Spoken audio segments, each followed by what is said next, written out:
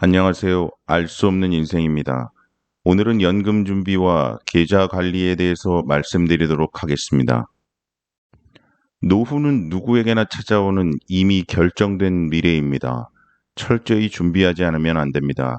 늦은 때란 없습니다. 바로 지금 시작해야 합니다. 노후에 골프를 칠 수 있으면 행복한 사람이라는 말이 있습니다.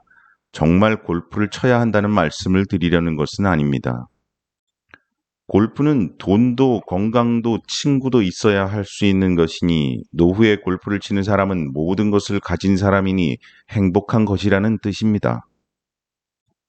돈, 건강, 친구는 노후뿐만 아니라 인생 전체에 늘 필요한 것들이고 하나라도 없다면 문제가 발생할 것입니다.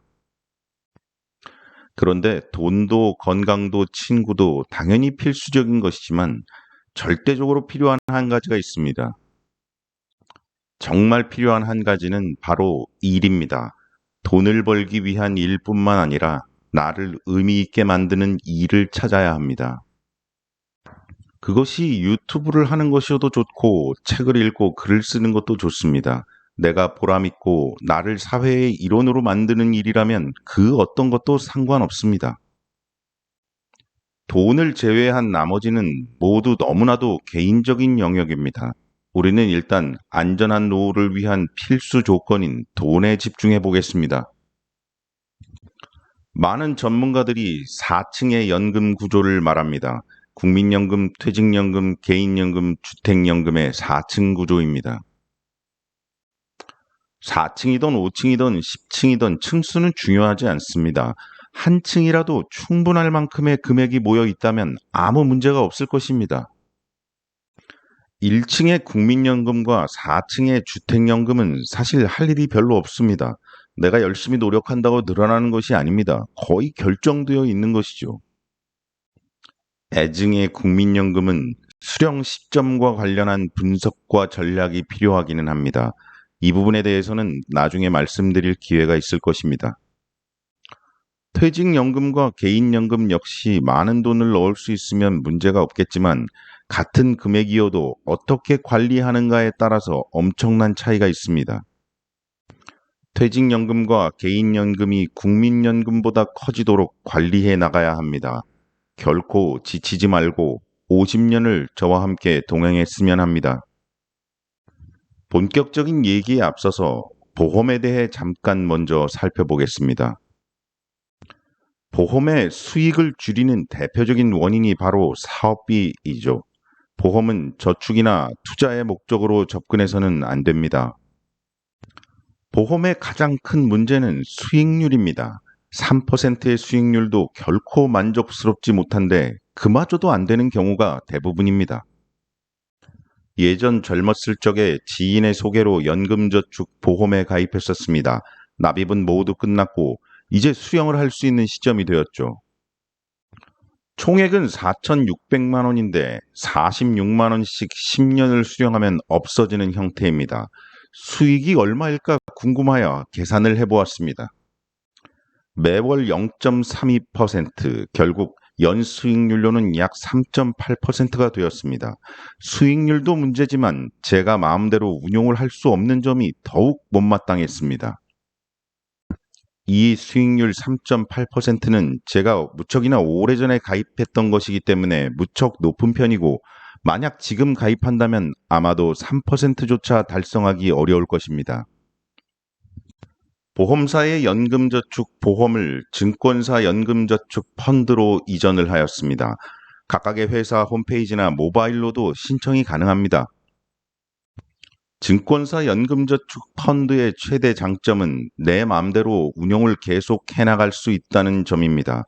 혹시 연금저축 보험을 가지고 계신 분들은 심각하게 고민해 보시는 것을 추천합니다. 제 계좌를 먼저 말씀드려 보겠습니다. 저는 총 8개의 계좌를 운영하고 있습니다. 연금저축 보험이 전환되어 넘어온 특수한 상황 때문에 늘어난 것을 제외하더라도 6개의 계좌는 필수라 할 수 있습니다.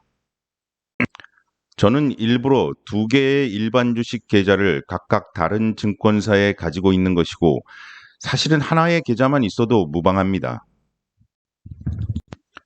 미국 주식 전용, 한국 주식 전용, 배당 전용, 고위험 투자 전용 등등 투자 용도별로 여러 증권사를 이용하는 것은 좋은 방법입니다. 이것도 분산의 일환이죠.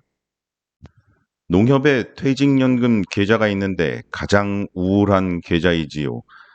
회사에서 강제로 단체로 가입한 것이기에 제가 바꿀 수가 없습니다.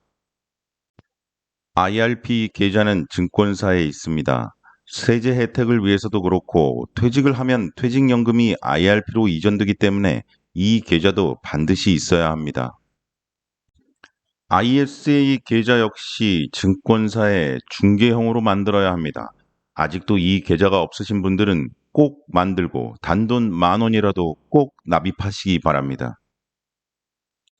연금저축은 최소 2개를 만드실 것을 추천드립니다. 세액공제용과 비세액공제용으로 나누어서 관리하는 것이 핵심입니다.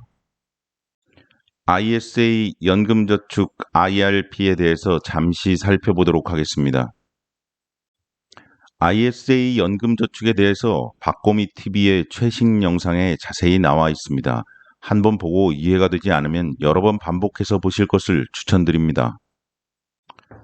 박고미TV는 저의 최애 채널 중에 하나입니다. 많은 좋은 정보들을 멋지게 영상으로 만드는 것이 참 어렵다는 것을 느끼는 요즘입니다. ISA 연금저축 IRP는 절세계좌 3총사라 불리고 있습니다. 과세이연이라는 막강한 혜택이 주어지는 계좌들이죠. 과세이연, 한자로는 무척 어려울 텐데 뜻은 단순합니다. 세금을 지금 걷지 않고 나중에 걷는다는 것이죠.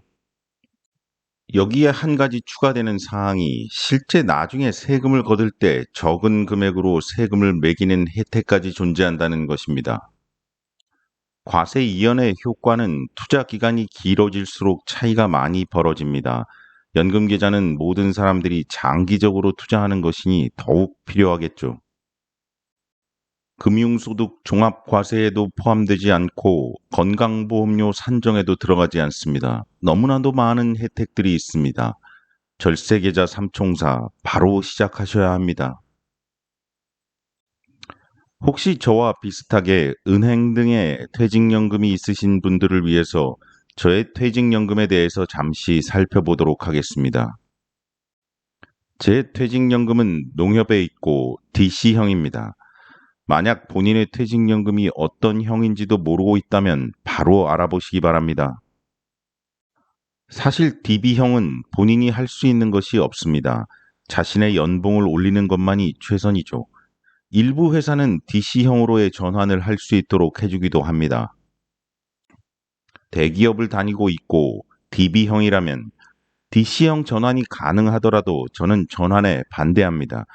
대기업은 연봉이 계속 오를 수 있으니 그대로 가져가는 것이 유리할 것입니다. DC형은 모든 책임이 자신에게 있습니다. 회사는 매월 연봉의 12분의 1을 퇴직금으로 입금하면 그것으로 끝입니다. 모든 것을 자신이 관리해야 한다는 것은 장점이 될 수도 있고 단점이 될 수도 있습니다. 많은 사람들에게는 왠지 단점으로 작용하고 있다는 생각입니다. 저의 퇴직연금입니다.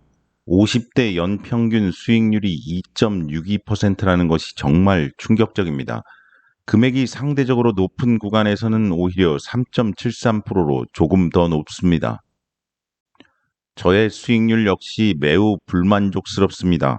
퇴직연금 가입 초기에 상당 기간을 은행 예금만으로 방치했었고 그때의 영향이 남아있는 것입니다. 국내 상장된 ETF 개수는 무려 990개입니다. 그런데 농협 퇴직연금에서 운용할 수 있는 ETF 개수는 고작 131개뿐입니다.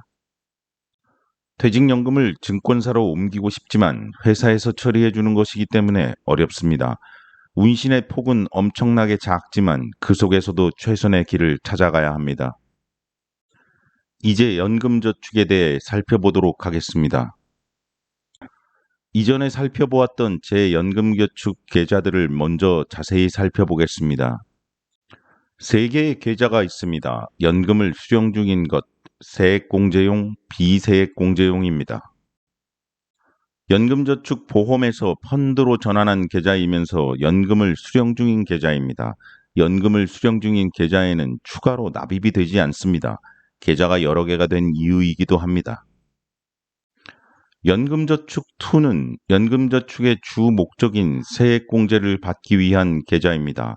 연 한도를 꽉 채워서 600만 원씩 납입합니다. 연금저축 3은 세액공제를 받지 않는 자유로운 돈을 위한 계좌입니다. 연 한도는 900만 원입니다. 이 계좌에 가능한 많은 돈을 불입하는 것이 중요합니다. 만 55세가 넘으면 연금을 수령할 수 있는 나이가 됩니다. 과연 연금을 빨리 받는 것이 유리할까요? 아니면 가능한 늦게 받는 것이 유리할까요? 회사를 다니고 있다면 55세가 넘었다고 해도 굳이 연금을 받을 필요는 없습니다. 그런데 연금이 필요 없다고 해도 55세가 넘으면 연금을 받는 것이 세금 측면에서는 좋습니다. 연금 저축과 IRP를 합쳐서 연간 넣을 수 있는 최대 금액은 1,800만 원이 전부입니다. 여기에 가능한 많은 금액을 넣으면 넣을수록 좋은 것이죠. 그렇게 열심히 납입을 해 나가야 하는 순간에 연금을 수령하면서 다시 돈을 빼낸다면 정말 이상합니다. 연금을 수령할 때 연금소득세는 나이에 따라서 3.5%에서 5.5%의 분리과세를 하게 됩니다. 문제는 이런 저율 과세를 적용받기 위해서는 연금 액수를 연간 1,500만 원 이하로 받아야 한다는 점입니다. 70세 이전이고 5.5% 세금을 내야 하기 때문에 1,500만 원을 수령할 경우 연간 총 세금은 82만 5천 원입니다. 매월 118만 1,250원을 수령할 수 있습니다. 적은 세금으로 수령할 수 있는 금액으로 100만 원 조금 넘는 금액은 너무 적기 때문에 이러저러한 방법들을 고민해 보는 것입니다. 절세 계좌들의 각각의 납입 한도를 살펴보면 합계가 3,800만 원입니다. 1년에 3,800만 원이라는 돈을 투자할 수 있는 사람은 많지 않을 것입니다. 만약 3,800만 원을 온전히 투자할 수 있다면 전혀 고민할 필요가 없습니다. 이 투자 금액이 부족한 경우 이를 채워줄 방법을 찾아보는 것입니다. 연금 저축에서 저율과세로 받은 금액을 부족한 다른 절세 계좌에 납입을 하는 것입니다. 이렇게 하는 것이 가장 높은 절세 혜택을 누릴 수 있도록 만드는 방법입니다. ISA를 활용하는 것은 매우 유용한 방법입니다. ISA의 가장 큰 장점은 만기 자금을 연금저축으로 납입할 수 있게 해주는 것입니다. 연금저축에 넣을 수 있는 한도는 그리 크지 않습니다. 많이 넣고 싶어도 넣을 수가 없죠. ISA 계좌의 납입 한도는 1년에 2천만 원입니다. 3년 만기로 6천만 원을 저축할 수 있을 듯 보이지만 여기에 다른 방법이 존재합니다. 만약 25년 6월 1일에 ISA 계좌를 만들었다고 가정해 봅시다. 당해년도 6월부터 12월까지 2천만 원을 넣을 수 있습니다. 2026년, 2027년에 2년간 2천만 원씩 넣을 수 있습니다. 2028년 5월 31일이 될 때까지 또 2천만 원을 넣을 수 있습니다. 이제 만기가 되었고 해지를 하면 8천만 원의 원금이 생기는 것입니다. 만기가 된 자금은 수익까지 모두 연금저축으로 옮기고 다시 ISA 계좌를 개설합니다. 이제 위의 방법을 무한 반복합니다. ISA 계좌로 3년에 8천씩 연금저축 계좌에 납입할 수 있습니다. 이론적으로는 12년 동안 무려 3억 2천만 원의 돈을 연금저축에 넣을 수 있습니다. 부부가 각자 이 방법을 사용한다면 2배의 금액을 쌓을 수 있습니다. 정부가 ISA 계좌 한도를 4천만 원으로 늘리는 것을 고려한다고 하는데 과연 서민을 위한 것인지 좀 의문이 듭니다. 연금 수령 방법에 대한 것을 말씀드리고 오늘 영상을 마무리해 보려 합니다. 연금저축에 많은 돈을 넣는 것이 목적입니다. 특히 연말정산 세액공제를 받지 않은 연금저축에 얼마의 돈이 들어있느냐가 노후 준비의 핵심입니다. 연금저축에 들어있는 세액공제를 받지 않은 원금은 완전 비과세입니다. 얼마를 찾아 쓰건 세금과는 완전 무관합니다. 여기서 한 가지 중요한 포인트가 있습니다. 이 금액은 아무리 많아도, 아무리 많은 금액을 찾아도 이 건강보험료 산정에 포함되지 않습니다. 결국 최종의 연금 수령 방법은 이렇게 됩니다. 국민연금이 당연히 베이스이고 주택연금이 가능하다면 더욱 좋습니다. 세액공제를 받은 연금저축 및 IRP 등을 이용해서 연간 1,500만 원 한도로 연금을 수령합니다. 국민연금, 주택연금과 1,500만 원을 합친 금액에서 부족한 금액은 그 액수가 얼마가 되었던 세액공제를 받지 않은 연금저축에서 찾아서 사용합니다. 이렇게 하는 것이 세금에서도 건강보험료에서도 가장 유리합니다. 또한 상황에 맞는 적절한 금액 설계도 가능한 것이 장점이라 할 수 있습니다. 연금을 받기 시작했다고 해서 운용을 멈추는 것은 아닙니다. 현재 보관된 모든 연금 자금들은 무한한 성장을 계속할 수 있습니다. 연금이 전체 수익률 8%를 넘지 않는다면 이론적으로 내 연금은 전혀 줄지 않고 오히려 늘어날 수 있습니다. 시간이 지날수록 사용할 수 있는 금액은 더 늘어날 수 있게 됩니다. 모두가 탐욕스러울 때 두려워하고 모두가 두려워할 때 탐욕스러워라. 워렌 버핏 형님의 말씀입니다. 지금은 어떤 때일까요? 오늘은 여기까지입니다. 감사합니다.